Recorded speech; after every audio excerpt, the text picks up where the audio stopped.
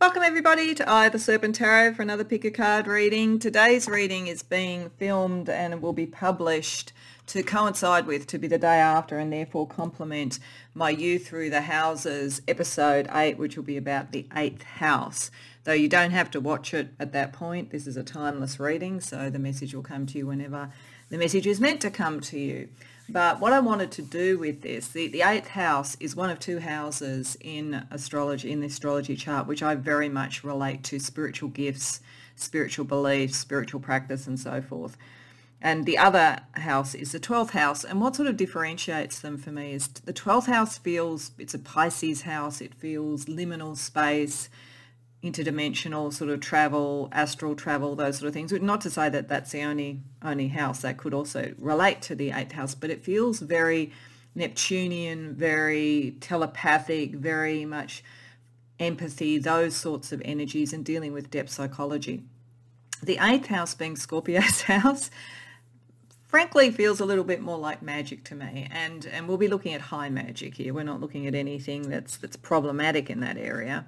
But I think it covers magic, the occult, as in the occult meaning the hidden, the sort of the thing that you might have if you were an initiate to the mysteries, that kind of thing. It covers past life sort of energy and karma and all of those sort of things as well. So that's the focus. What I wanted to look at today was to ask your spirit team to identify for you what is your preeminent magical occult sort of ability that you need to use now. It won't be your only one. It may well be one that's new to you, you're developing it, or maybe one that you are very much a master of and it sort of is needed at this time in your life or to help others. So that's the focus. And so each reading will have a focus point about what that core thing might be, and then we'll explore that with tarot and then with some selected oracle decks to just sort of round that out with a bit more information. This is going to be one of my sort of more streamlined, to the point sort of readings. But I think it'll go fairly deep because this is a fairly deep topic.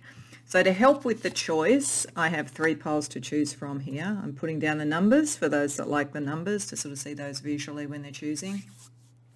What I will be doing is I will be using a different tarot deck for each reading, which you see the Magician card from here. And I chose the Magician card, even though it's really kind of more mercurial, it's not really necessarily a scorpionic card. I felt for the purposes of this reading, it really fitted. So I didn't think there was a better major arcana card to choose when we're talking about what is your sort of key magical, occult, spiritual gift at the moment to focus on. So let's bring out the inner magician in you through using that card. I will also be using another deck which is common across all 3 readings to do some clarification in the tarot part of the reading, but otherwise it'll be the different decks.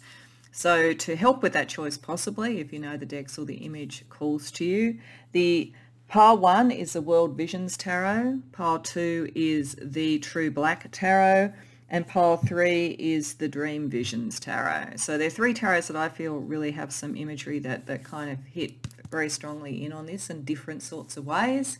So hopefully that may help you choose which reading you want to go to. But you can go to more than one. There may be a couple of areas that your spirit team want you to focus on. Who knows, they may want to focus on all 3. In this sort of a reading, the combined collective spirit teams might have been saying, what are the top 3 that we want this community to look into? So you do you. You watch as many as you want and take from it what resonates, and of course leave the rest. But when you know what reading or readings you want to go to, as always, I've got the timestamps in the description box below, and I'll see you there. Welcome pile 1 to your reading. You probably noticed that there was a card under the Magician card, and that was in fact this card. So this is one of 3 that is chosen intuitively. I didn't know what they were for each reading, and it's a focal point from the Magic and Mediums deck about where this skill might be, what it might be about. And so before even going to the tarot thing, this is to me the remote viewing, the astral travel, so it touches a little bit on the 12th house as well, I must say, but in that sort of forensic sort of way that happens with Scorpio. So it's a very fitting card for this. It's definitely a magical and spiritual ability, one that you can develop. it probably suggests very interesting dreams, the capacity to have clairsentience or claircognizance, that sort of thing. Clairvoyance, potentially, clairaudience. The clairs would be very strong with this. This picks up remote viewing. It picks up that sense of being able to know what's going on in the world ahead of time. It's a bit prophetic, or just in time, like what is actually going on right now, but somewhere across another side of the world. So the people who've come to this reading, I think your spirit team wants you to understand your abilities in this regard. If you are already aware of it, to work on it even more and practice it even more. If you are not aware of it, start to think about the dreams that you have. Start to think about thoughts that come into your head that then sort of are synchronistic to something that turns up in the news a bit later. You're going to start to see a sense of this ability that you have. And I think that this will be coming up now because it's important to be able to break through sort of the confusion and the illusion that is in the world at the moment, you know, particularly through the media and so forth. So I think this is a very powerful forensic and, as it says, intelligence gift to be looking at. So let's ask Tarot a little bit more about why this is the focus for you now, why your spirit team want you to focus on your abilities in this regard.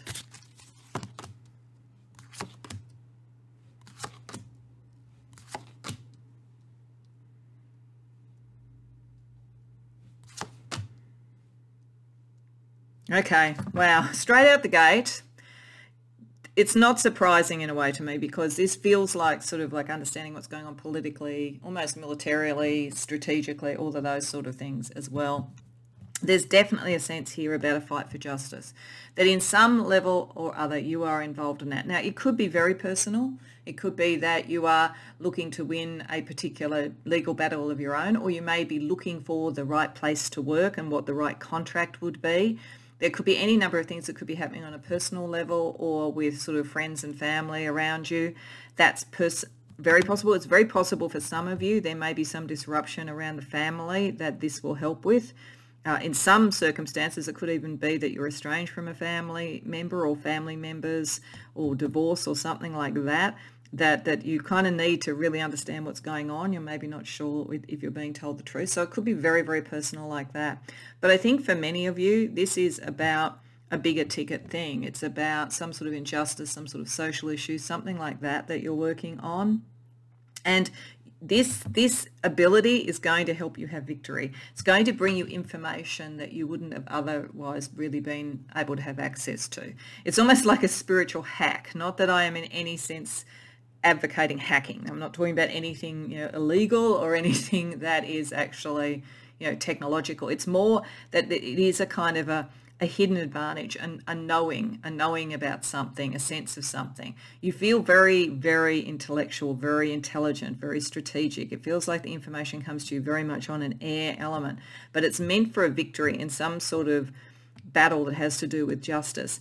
And it's one that is to rectify, I think, a slow erosion of happiness and a kind of a division with people, either materially or emotionally, where people have been alone. It may be to repair something, like it almost feels for some of you, you could be in a workplace or a community group or something like that, where there's been a slow and steady and kind of malefic erosion. Whether it was deliberately malefic or not, I suppose is another matter. But it feels like it could make the tower collapse, because there's a lot of emotional energy around it, and that people have felt very separate. But there's something about you having a victory around a really core issue in this space that is going to really turn the tables on that and give you the control, because the beauty of the tower reversed, when it is used strategically and you are a highly strategic person, is that you can take control of something and you can make it restructuring, rebuilding, rather than collapse.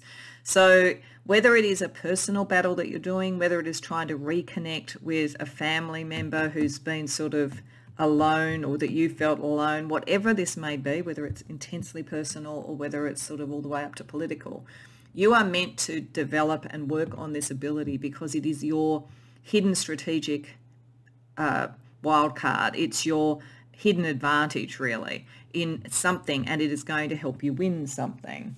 So how then do you use it best? So if we know that it's going to be somehow focused towards rebalancing something and taking control of repairing a situation of some sort, how would you use this best at this point in time?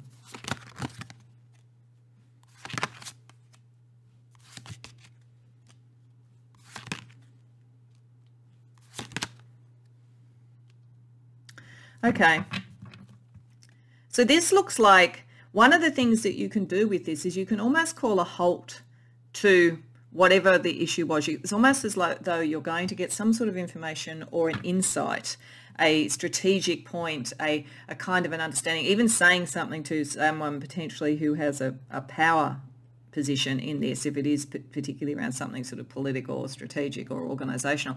There's going to be a bit of a shock to them, I think, but it's going to make them stop. It's going to make them pay attention and involve you. So it feels like, you know, if it was something in an organisation, you might be in a position to give some advice about how to get past some of the emotional issues that are coming out of change. And there's a thought leader that you can connect to with doing this. There's someone who will be impressed by this if it's on that kind of level. And it makes them stop. They've started to build something and they stop building it until they actually learn more from you. You become a very, very key advisor, whether it's literally in a role that you're doing or whether it's, you know, just that you sort of have coffee conversations with this person, but they're really noticing what you're saying. They see that you can find a way out of conflict, that there is a lot of conflict around this situation. They see you as having the information to do that, and the conflict is largely emotional. This is why we've got the 10 of Cups reversed. This is why it's the halt and the thinking, rethinking the emotional thing. A lot of this feels like in a workplace or in a community group or something like that. Now, if it is more around something personal, this could in fact be the person that you're needing to reconnect with. And your intelligence, the strategy and the clarity of what you do works well with this person. They are very much in their mind if that's the case. And they're smart too.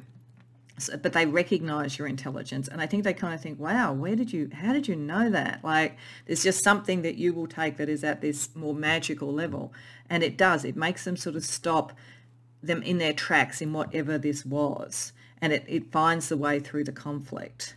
So if this is about sort of, you know, if this was, for instance, that you went through a divorce and you're trying to sort of work out a way to be victorious but in a peaceful way, you can do that. You can actually, there's something that you can almost remote view and understand about them that shows a different perspective, and that stops it from just being all very emotionally over the top.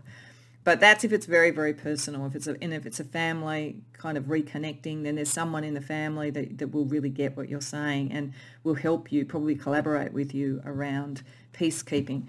So it is bringing something back into balance at whatever level it is, and it's an aha moment that you bring because of your capacity to see beyond just what is sort of right in front of everybody. You see the consequences of things, you see the longer term vision of it. I feel like this is a very strong prophetic type of feeling as well too. I think that prophecy is always that sort of sense. It's not so much seeing the future, but seeing the present at long distance.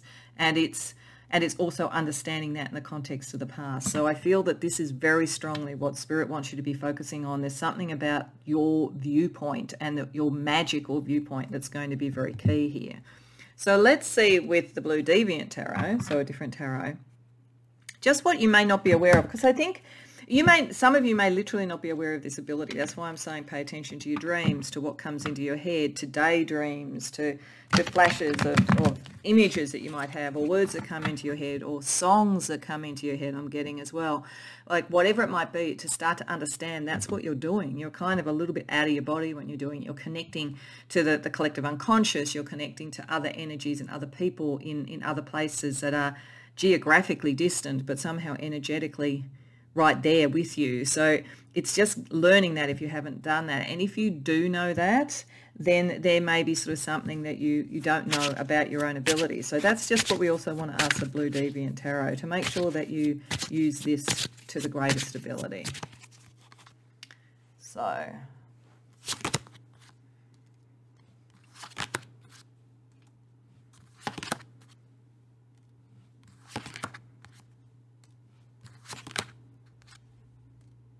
okay, so there's a couple of things here. This suggests that for many of you, you might be a bit ambivalent about this ability. You might be aware of it, but you might find it a little bit frightening. So, you know, you may sort of like go, oh my God, you know, I dreamt about that and now that's happening, or I was just thinking about that. There's just a kind of almost a level of worry about the implications of choices coming from this, and whether you could get, I think, whether you feel that you could become a little bit delusional about it and think every thought that you had was, you know, some grand message from the universe. But the reality is that Spirit is saying that you're actually very grounded. And if you start to think of this in terms of What information is coming through that makes sense for whatever situation you're dealing with, whether it's an organizational situation, whether it's around, this could be dealing with a child in a family situation, whatever it might be, that grounding that and seeing whether what it is relevant and makes sense. It's sort of like I kind of get everything ultimately makes sense in the universe. Everything is ultimately balanced and almost mathematical in the universe. And you can kind of see that. You have that ability. There is something very grounded about you. Even though this is up in the air in a way, you're very grounded about the way that you look at it. So you don't need to be scared about its efficacy. You just need to think about what makes sense. That then allows to bring in the hope and the good emotions. Now, if this is around an estranged relationship, it could very much bring it back in. But beyond that, I think it's about opening people's hearts. The weird thing about this is that your peacekeeping capacity that comes from this insight actually helps others open their heart. I feel like most of you, this is in a hard environment or a hard issue or a hard conflict, and you will be victorious. But what you don't know is that once you really embrace this, you're going to be able to open your own heart and other people's hearts, because ultimately your connection to the zeitgeist, which is what this is, comes from the heart. It's just that it processes through your mind. So it's a very, very interesting level of energy that you have. So let's get you some supports. Let's first of all get you a god and goddess as a support for you developing or focusing more, if you've already started to develop, on this particular magical gift. Wow, Shiva, Destroyer. So you're meant to be in a battle. I've got to say, most of you, there is a battle around this. Now, Shiva is also, of course, the god of life as well. The energy creates life out of the destruction and so forth. But this is the battle. So this is definitely saying that Shiva is with you to help you cut through that which is not working, to use that tower energy reversed and your intelligence to be able to do that. It is really effectively about that which is not authentic does not last. And I think this is the thing, because your intelligence takes you to the core of what is authentic. So I think Shiva's energy there is kind of the warrior part of this. And I think in one way or another, there is a warrior energy to this. Then a goddess energy for you is Pomona, plenty. So the interesting thing about this is the story of Pomona is a story of plenty. She looks after her garden. She tends her garden. So there's something about that, whether this is in a personal environment for you or whether it's organizational or a cause. You are tending your garden. And the story of Pomona talks about her being very, very, very independent for a very long time until the right person comes along. So this could be suggesting, particularly with the Knight of Cups, underneath there, around what you don't know, that for some of you, this process might also bring in love, might bring in the partner who is at your level. Could even be this King of Swords, because as I say, that person feels very clever like you are. It doesn't have to be about romance or whatever. It doesn't have to be coming out with that. It could just be that there is plenty to go around. That's what she talks about, and it gives you that story, that narrative, because you really understand it. You see the interconnections of things. So I think this is the battle when it needs to be. This is the conciliation. This is the mediation. This is the bargaining aspect where there is some better outcome that comes from the level of intelligence that you are magically bringing to this. So let's see what other spiritual gifts there are that you have that could potentially be adding to that ability or reconfirming it, depending upon what we get. So spiritual gifts or spiritual approaches that could be useful for you in harnessing this power. Aura reader. Okay, so this is saying that not only can you sort of do the astral, the distancing, but you also operate and can understand people and pick up their energies and their aura. I do think this is because you're meant to be somehow bringing peace and clarity to things, and being able to read the energies of other people on that kind of level will be very helpful. Claircognizance, yeah. You know things. You just know things. And you don't know how you know, but it's partly to do with this sort of remote viewing, astral travel type of energy. So that's just really, really supporting the knowing that you have. You need to start to trust that if you don't yet. and paternal side. So there could be something from your paternal side. This King of Swords could even be pointing to that. If it is a family matter, then maybe your capacity to do this has come through the paternal side, and connecting to the paternal side is important. The other thing that I would say is beyond that, it could also be pointing to organisations, political stuff and everything, not because it's inherently male, but there is a sense, I guess, around the divine masculine with this and so forth, in the sense of coming to some sort of strategic outcome for what feels like a little bit like a battle. So it could be that as well. Okay, let's get you some astrology or numerology as well to support your use of your magical intelligence.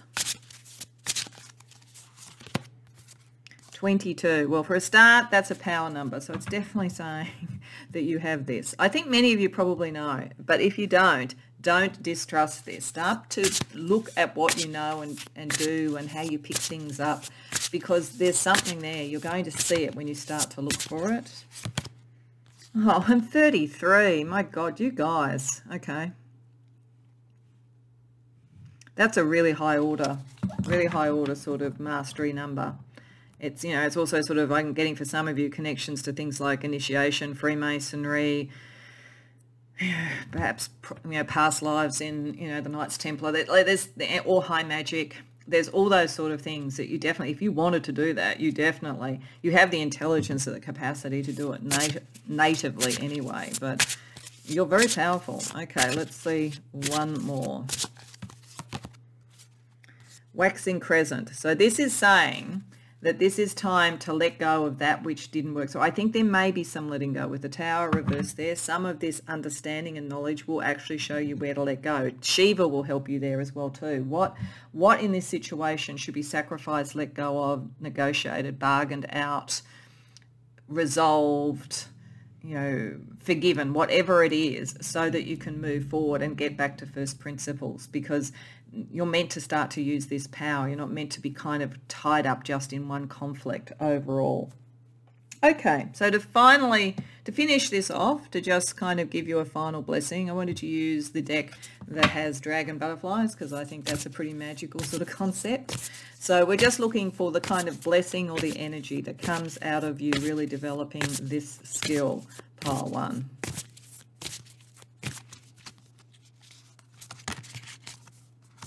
Faith. Okay, I do think that this is saying for a lot of you, you've kind of known you had this ability, but you kind of haven't really totally believed it.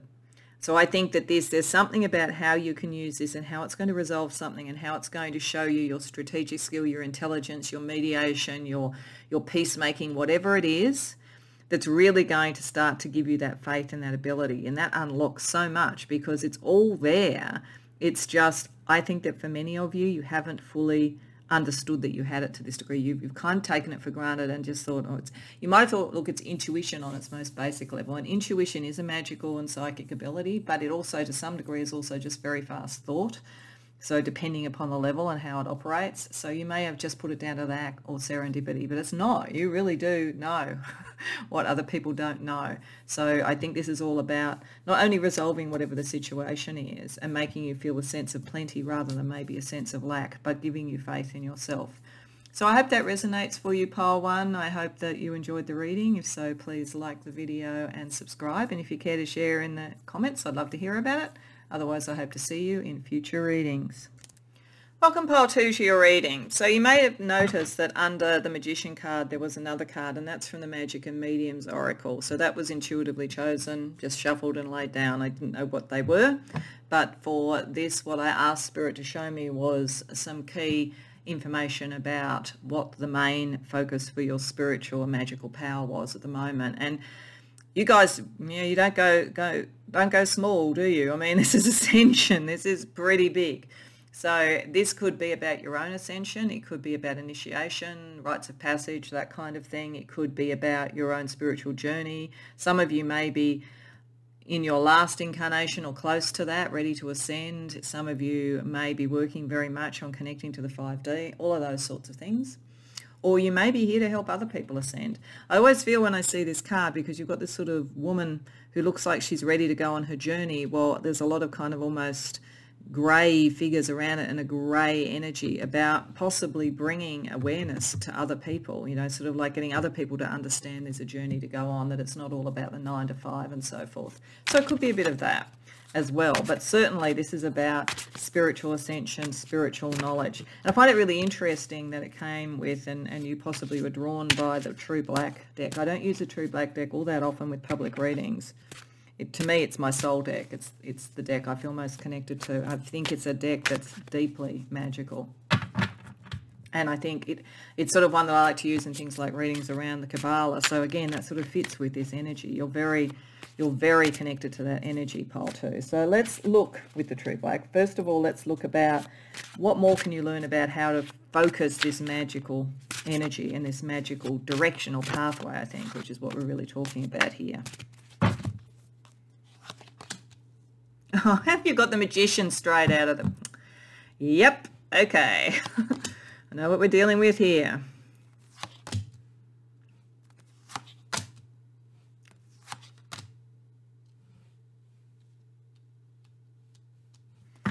Magician on one side and Hermit on the other. I mean, is there a better description of somebody who is going through the ascension path?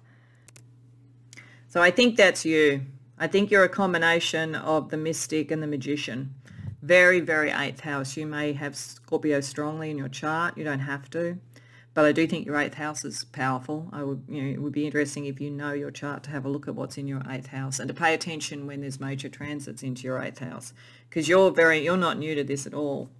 You people, could very well be in a high magic initiation, some form of secret mystery school, something like that. Or if you wanted to do it, this would be Spirit's big sort of tick to say that you would be very well suited to this, that you've done it before, I would say. This feels karmic as well, which picks up the past life side of the 8th house. So what is interesting, so we're looking at what do you focus on? This seems to be focusing on people in your environment. There's a King of Pentacles reversed and there's a Knight of Wands reversed. And then we have the 7 of Wands. So the 7 of Wands suggests there's a competition or a battle to be had. Now, the thing about the 7 of Wands is that you always really have the upper hand. Like in this case, it's the big wand. That's your hand. And it's interesting here, like the mouse, it's sort of almost like it might appear like it's a big battle, but you really are well in advance. And I think this is because you're well in advance on this level. It's like if somebody, for instance, wanted to send you evil eye or something, like woe betide them, quite frankly, because whether you're conscious of it or not, you could really deflect that really well. But there is something. Now, it doesn't have to be a full-blown, horrible battle or anything. It could be just sort of like a peer that you're dealing with, and in doing it, you actually elevate each other. And I think in that case, you would be elevating the other person more. You would be kind of inspiring them. Because with the King of Pentacles reversed here, it feels like someone who is starting to really ground this ability and starting to sort of see how to manifest and things like that, but they're not quite at your level. And with the Knight of Wands reversed, maybe they're quite impatient. So I think for some of you, you may be around a peer who's not quite at your level but wants to learn from you, and there may be a little bit of resentment potentially, or it might just simply be that each success that you have in whatever this is spurs them on to do something else. So that's probably the best reading of it. The other things that could be happening is that there could be someone who's battling for you for power. It could be someone who within a group wants to be the king but really doesn't fully have what you have. They're impatient again. It could be that you are in an environment that is very much about money, but something is blocked and you're trying to work out a way to unblock it. So, say you're working in financial services or something like that, and bringing this sort of ascension mindset to it, an abundance mindset to it, to sort of shift the dial, to unblock the sort of stuff and to take something to a more competitive market. But it's something about other people. It's something about the material world and potentially about ego and your capacity to bring all the elements together. Because I feel like the other people involved in this are very focused on one element. So, this person here feels very focused on the material. This person here feels very focused on ego. Could be somebody who's focused on both those things. But with a magician, you have everything in your kit bag. All of the elements. With the Hermit, you have the ascension line, direct up to Keter in the Kabbalah, direct up to Source, whatever you want to call it, whatever pathway works for you, Christ consciousness, whatever it is. So you're ahead of the game, and you could help this person ascend. You could take them, all people, it could be a group of people, it could be a spiritual group that you've actually joined and you're ahead of. You could be moving up the line, as I say in the mystery schools, and you're trying to sort of bring other people with you. You may even find that there's blocks somewhere in a spiritual group because people have got a bit calcified rather than sort of like moving up the ascension path. But there's something where I think you will inspire or challenge others so that they, to compete with you in a way. But I think you see it as a grand strategy, really, that helps not only you ascend, because it's like you're pitting yourself against things to sort of sharpen your ability. You know, not in a competitive way that is negative, but in a way to almost compete against yourself, but possibly with others as a way of testing where you're going to and testing the spiritual purity of what you're doing. So there's that kind of energy, but I also feel like in doing that, it's like it creates more for you and for those who are inspired rather than just stuck. It feels like the grit. It feels like you're dealing with grit and you're an oyster, and that's what creates the pearl. So let's ask then, how do you use this best? If you're in this sort of situation where I think ideally it would be to inspire others, but it depends to some degree on how their egos are operating and where you are and what the context of this is. Is it in the very material world? Is it in a spiritual group? You know, where it's actually playing out. Let's just sort of, is it in a personal relationship? Are you with someone who really was more material and more egotistical, and the relationship has become a bit of a competition, and you're hoping to shift that out for that person to meet you on your level? But you know, it could be anything, but it all serves the purpose of your ascension and hopefully the ascension of others. So let's see how best to focus this energy under the circumstances.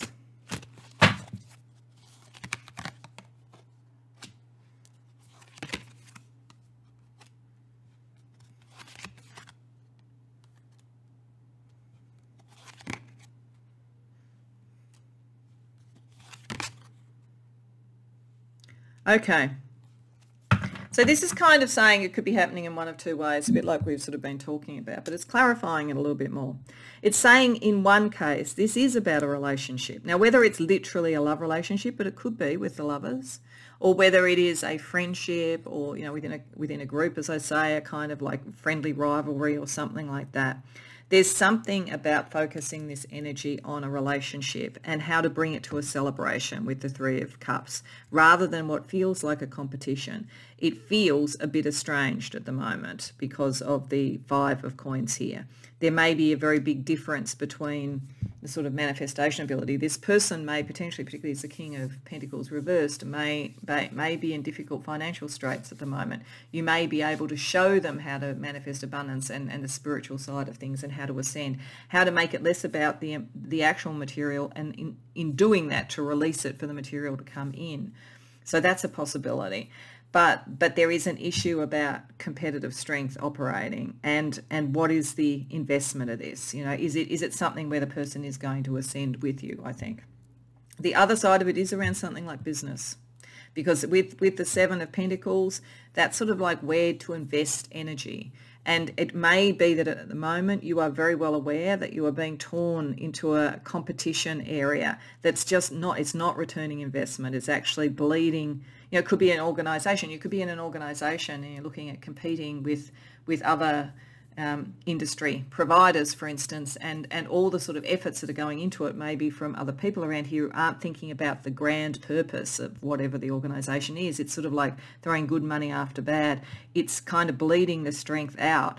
And so this energy, therefore, is to focus on building relationships within the organisation or even with competitors, maybe mergers and acquisitions, that kind of thing. There's something about shifting a calcified viewpoint, whether it's a relationship one or whether it's a work one. It could be a political cause or something like that too. And it could be in a spiritual group.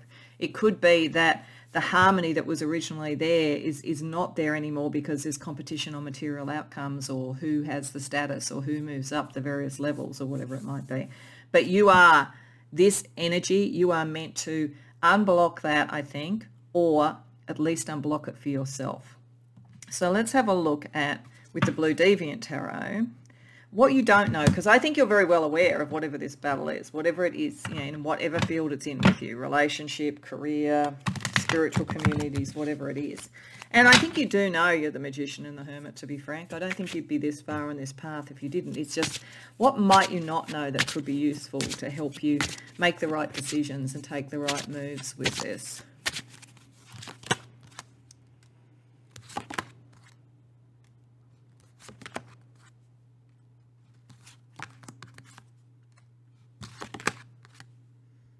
Okay. So there's a couple of things this could be saying. One is it could be saying that there is a pattern, a subconscious pattern for you that has come from some sort of environment where you excelled and you grew and you developed on this because you were criticized all the time. This could have been from family. It could be the environment you're in. There's kind of a response operating to pain. Some of your ascension, some of your magical abilities, some of the spiritual pathway you run. There's a lot of the dark night of the soul in this, actually, whether you've literally gone through that or not. But it looks like some of what is driving you is some inner critic that maybe was instilled in you, I think, from childhood or early friendships or early relationships. There's something like that going on.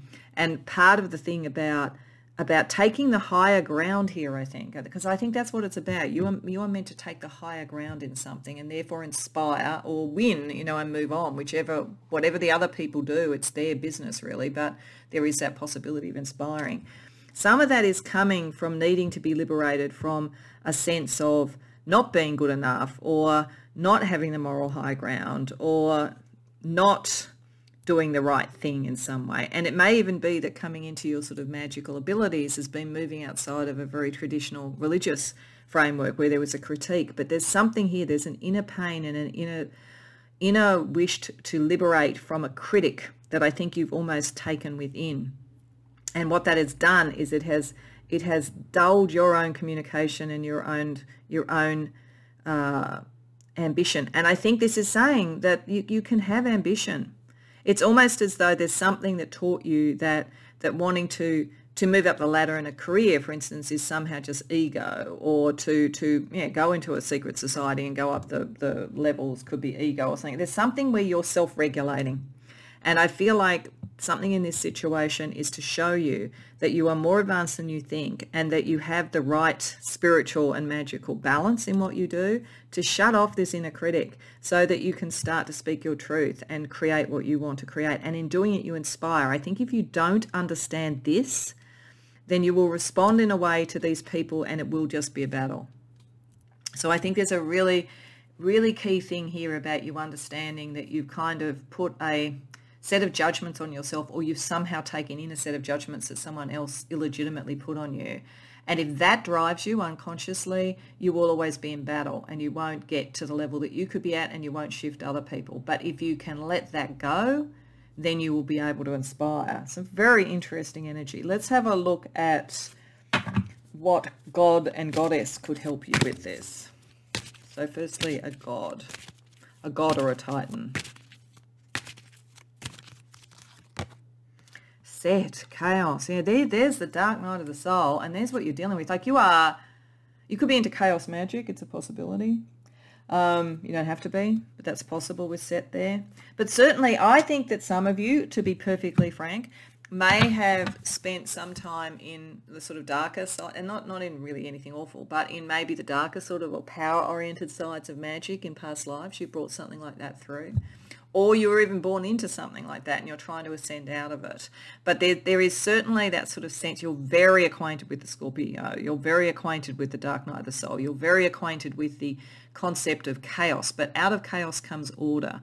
And this is what the Magician and the Hermit in you is meant to do, to go up the ladder, to ascend. But you have to let go. This is a chaotic environment. This is a chaotic imprinting on you. Okay. And Set is there to get you comfortable with that so that you can start to recreate who you're meant to be and what you're meant to say. Let's see a goddess energy for you. Bridget, healing, yeah. There's some healing for you.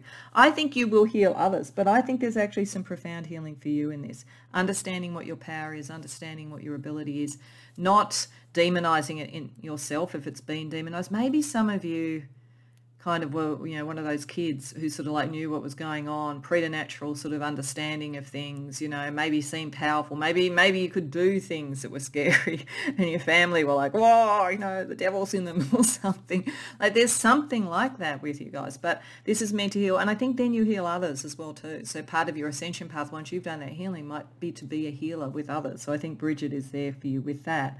Let's have a look at some other spiritual gifts or approaches that could be helpful in this focus. 5, Ascension Path 5, Light, Ether, Mental Tunes to Spirit. Yeah, there's an idea that you've had put in you. It's an idea. And once you attune to your spirit and you open up the Magician that is very, very able to connect to the mental realms or whatever, connecting it with the Hermit, the sort of spiritual connection, then that actually starts to unlock this for you. What else?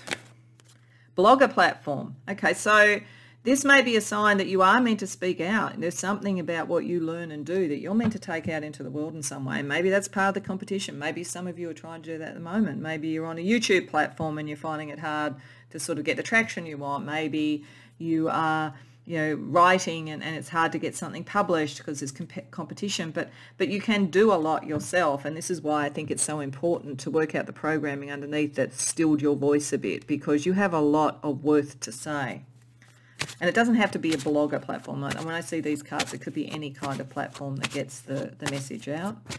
And Ascension Path 12, the Mahaparinirvana plane. Guide humanity towards the multi-star system. Guide humanity towards ascension. That's what you're here for. And your spirit team want you to actually really start to focus on that and believe in that and talk about that. But you have to connect your mind to it. You have to start to believe it. You have to be comfortable in the fact that you can deal with chaos and you can inspire and heal yourself and heal others. Wow. Okay. Let's see what astrology or numerology can help you.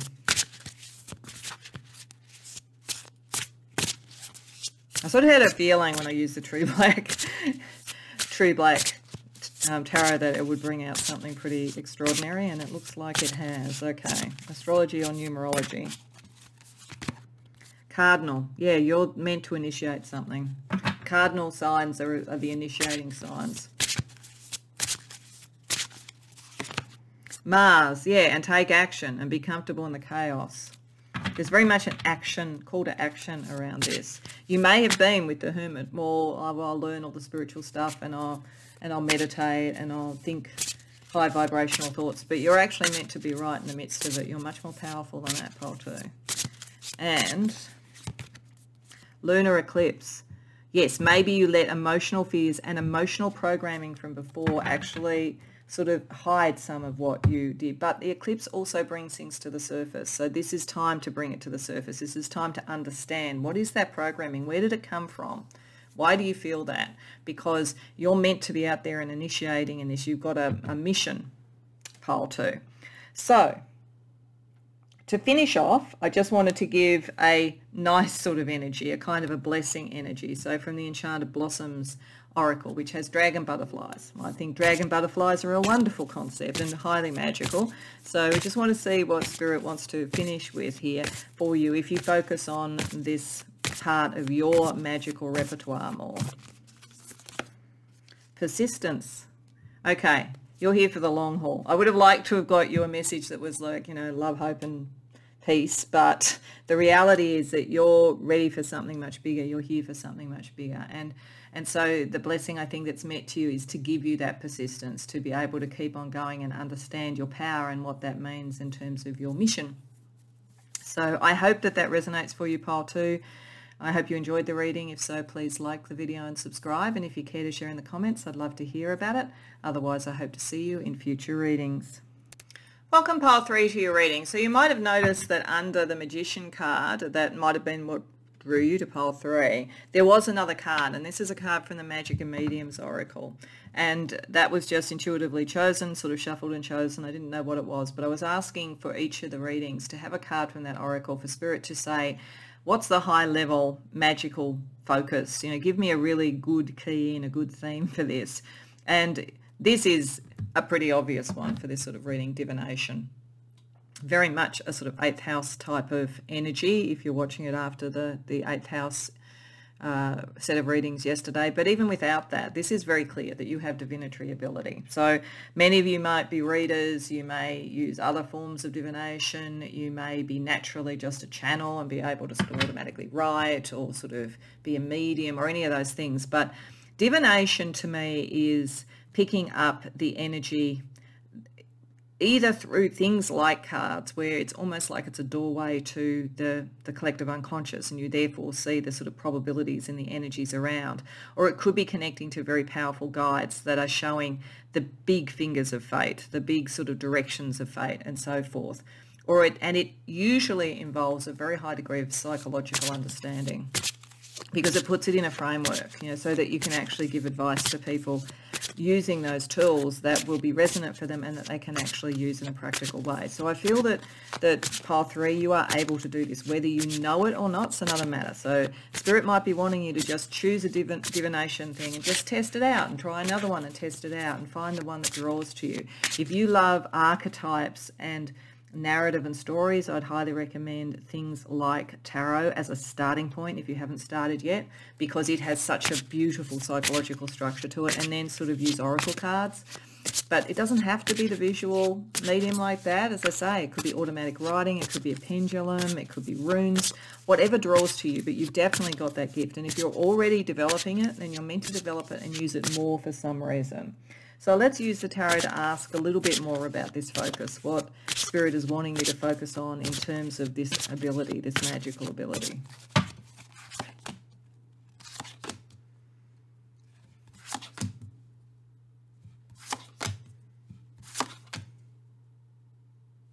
Okay, so there's a couple of key things here. I think for some of you, Spirit is saying that you would be amazing at using this for things like sort of therapy for people, advice, counselling, all of those sort of things, helping people who have emotional issues that they're trying to sort out, relationships that they're trying to sort out, trying to understand love, their nature of love, all of those sort of things, love readings, also how to sort of bring and manifest more abundance into life if things are out of balance there, what could that be? So there's definitely a sort of side of that, and using this sort of like intuitive skill, and I think telepathy with these two swords cards to do that. I think you're highly telepathic, which I think is quite important, particularly for divination for people. If you're talking about divination around, what's happening in the political sphere or military sphere, and that sort of stuff is done, it's probably not as psychological. There will always be some element of psychology to anything, but it's probably more big picture energies around sort of power centers and so forth and those sort of situations. But for this, I think when it's with individuals, then it is very much a telepathy exercise. So I think you're very strongly telepathic, and this is about bringing new ideas and drawing that out in people. I think you would use this in an amazing way around mentoring and coaching, that sort of thing. There's a very, very strong emotional thing here. It could also be that there is something that you are trying to heal right now around relationships. There could be a relationship that you want to bring in, but for some it hasn't manifested in some way, or it feels out of balance, or there's a third party and you want to understand it. So that some of this may be very personal to be able to go within. You would probably be, in that circumstance, one of the sort of people who could actually read for yourself. Not everybody can. I can't really. I can only do it at a very long distance. Like I can do readings for myself that are 12 to 18 months out, but if it's too close in, I feel too close to it. But I feel like there's something here where you could have the clarity to do that. So if you needed to use it yourself to work out who did you want to love, where was the balance right, what are you bringing to something, and I think that there would be a objectivity you would bring to this, a clarity that you would bring to it, so that you would, if you're in a relationship and it wasn't working out and you really looked into it and it said it's because you're not doing X, Y, and Z, I don't think you'd be defensive about it. I think you would actually take that on. And so you could be objective. You wouldn't, that is something I think that pile 3 you have as a gift around divination. But I do think that for many of you, it's sort of like you could take this to help other people, particularly around emotional issues or issues that are about fairness, like getting things into balance and opening the heart and so forth, or new inspiration as well. So I think that's where your kind of focus of this ability could be best used. So let's get a little bit more information on that, like how Spirit would really like you to use this. What's the best sort of strategies to use this ability.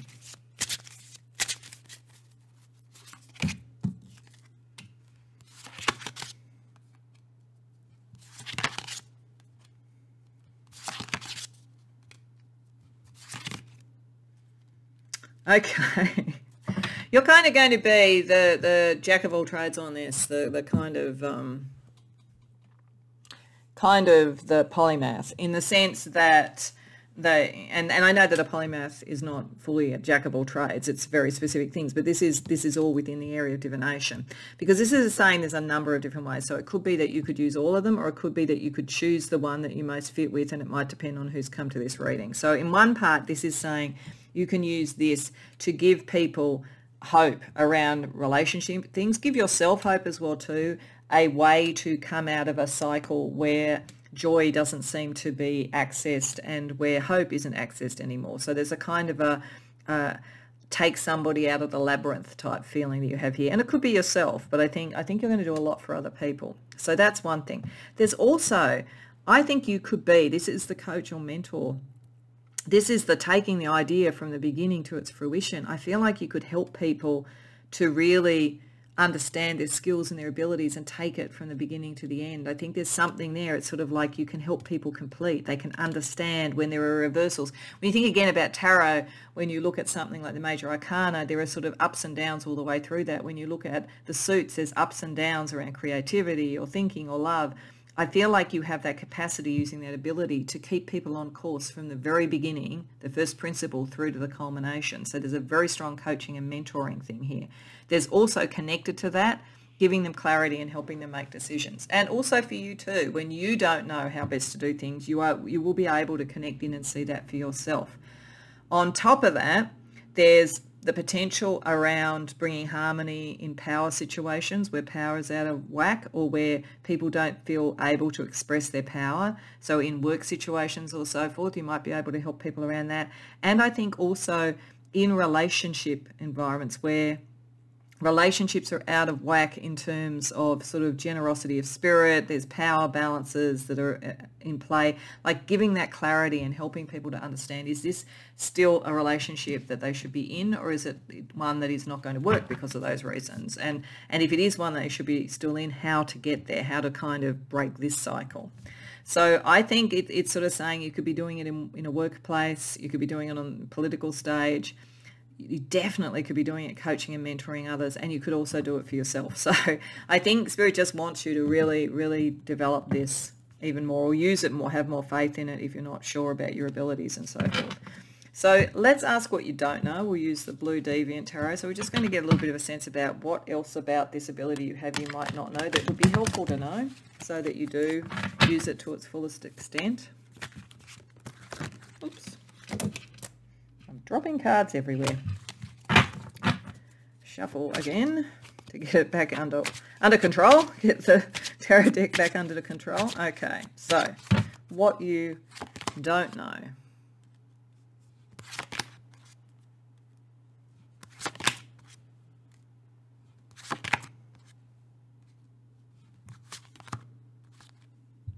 Okay. So one thing that might be operating here is, from family situations or organisational situations, you may have felt a bit misunderstood with this, or that you really couldn't discuss it. Like you might be in very conventional family environments or friendship environments or something like that. So you may feel there's sort of like some injustice where you haven't been able to fully show this. That's a possibility. It could also be that some of what you are meant to eventually use this for is around dealing with injustice. And that may even have a career aspect for you in some way, a kind of conflict resolution aspect. But you may not be able to so overtly show that. I think that maybe the reason this is coming up is that, you could be in an environment where you could certainly do divination for yourself around what was going on, but you couldn't necessarily sit down in a boardroom and say, chairman of the board, I'm going to throw the cards out and tell you what's coming, because that's probably not going to work in that sort of environment. But there's sort of something where you may take that up, or you may have felt in family or groups that you're around or the environment that you're in that you had to kind of limit this a bit. It wouldn't be understood. And it might have made you a little bit not sure how committed you were to doing this. But there is a lot of energy, a lot of creative energy around this that you could use. It's just that you're not committed to it for some reason. It could also be that you're meant to like create a divinatory system or something like that, particularly with the Ace of Swords there, you know, that kind of thing, use artistic skill. But it's like you've got to decide what you're committed to, because if you're not fully committed to it, you could actually kind of bring in negative energy to it. There is very much the potential to make money from this if you wanted to do it, but you've got to be committed to it, because otherwise you're kind of almost, the power of your own mind is going to push it away. So I think it's just really understanding how you want to use it, the environments you could use it in, and what you would feel comfortable with. That's what you've got to sort through. Okay, so let's get you a god and goddess energy to help you with working out how best to use this ability. Because I'm getting to say that, you know, divination and prophecy are quite similar, and prophets are sometimes not welcomed in their own land, as they say. I think there's a proverb about that, and there's the story of Cassandra, who was right about practically everything, and she was banished, and it was too late when they realised that she was right. So sometimes there is the truth teller side to this, and you may have to like make some decisions about what that means to you, and how much you want to show that to others and to who. Okay, so a god energy for you, pile 3. Zeus, leadership. So it does suggest that you're meant to like mentor, coach, lead people that way, use it somehow in a career, or use it to be a leader. Like as I say, you know, you could potentially use this sort of skill without necessarily showing that you're using it. I've read for people who are quite high up in organisations, and they will often say that kind of information is like their hidden advantage. So you could use that skill that way, particularly as I think you can read for yourself in the situations that you're in. Let's look at a goddess or siren energy for you. Sekhmet, reduction. So Sekhmet is very, very powerful. There's a lot of power here. I think reduction there is probably about the fact, as I said, you could do so many different things with this. I think Sekhmet might help you reduce down and work out the best way. What is the best way to use this? And what is the one that you're going to feel most welcomed in and less likely to feel, you know, unstable or insecure or whatever? I think Sekhmet is here to focus this energy in the way that's going to work best for you, to reduce your options to the point that is at the strongest for you. And then Zeus, I think, is to make you a leader, a master in what you do. Okay, so let's get some other spiritual gifts or approaches that might help you with this particular magical gift that your spirit team wants you to really focus on.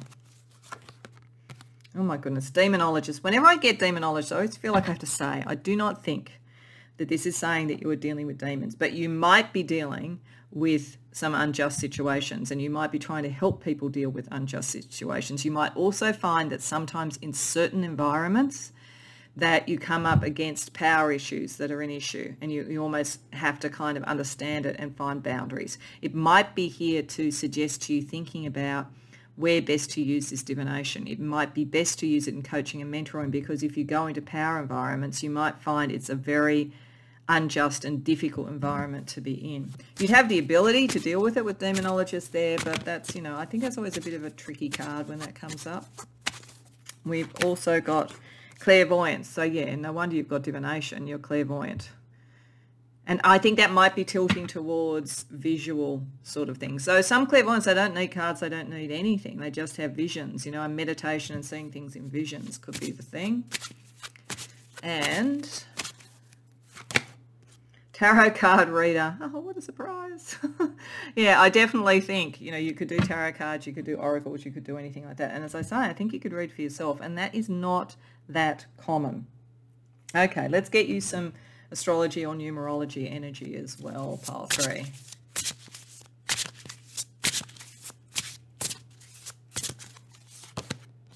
Masculine. Oh, there's something about power, and the Emperor reversed and Zeus. You may not have a lot of choice. You may find yourself, because of circumstances, in high-powered environments, and then you might have to choose how much you show and how much you keep to yourself. But certainly it's also about taking action and taking your own power and deciding the best way to do that. Second house. Yeah, you're definitely meant to make some money out of this. But you do need to make sure it aligns with your values as well when it's in the second house. It's sort of it. If it doesn't, you're just not going to feel comfortable with it, particularly with that underlying sort of feeling about these things must be just, they must be right to be something that you would want with the Ten of Pentacles to commit to. Okay. And waning crescent moon.